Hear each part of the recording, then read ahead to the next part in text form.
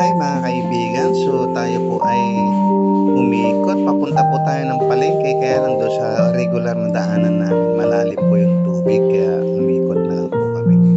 So yan, nakapamalengke na po tayo at ngayon ay pauwi na. Ganito po ang sitwasyon dito sa aming lugar na kung saan kami ay pauwi na galing Isis na malengke. Ayan po, ang lalim po ng tubig, so maabot na sa flooring po ng electric motorcycle. Yan po mga kaibigan, so ganyan po yung sitwasyon dito.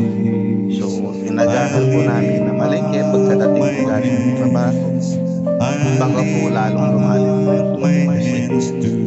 Kaya yun, maaga naman po kaming nakapamili, kaya lang ganito po yung sitwasyon po dito sa amin, sa lugar namin. So baha po ngayon dito sa lugar namin. Ayan po, so yung haba, kung gaano kahaba yung kalsada, ganoon din po kahaba yung baha.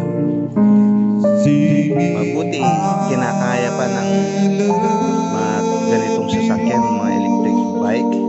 Siguro pagka tumirik na to, ibig sabihin ay inabot na yung kanyang mechanism.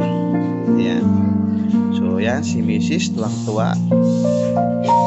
Sumama siyang namalengke para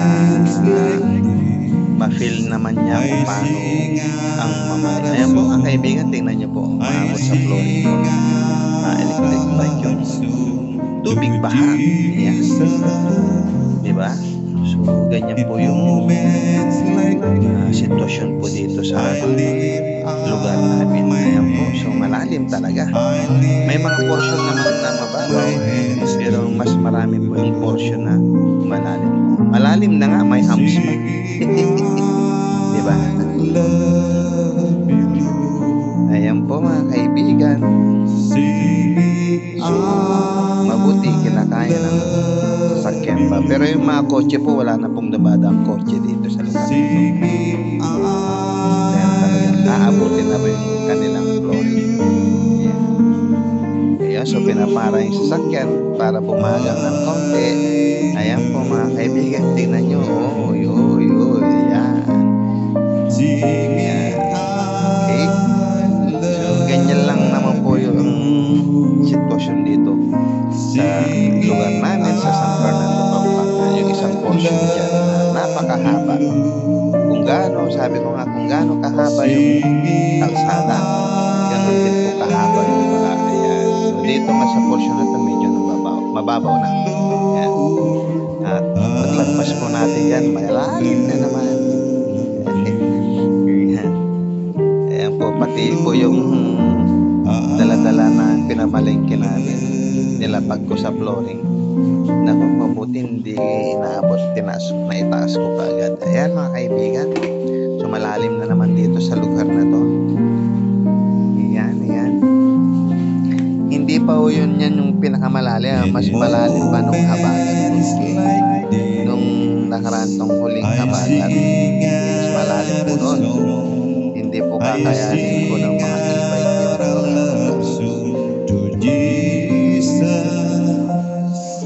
Ayan po mga kaibigan, kahit puro wheels na wala na po dumadaan.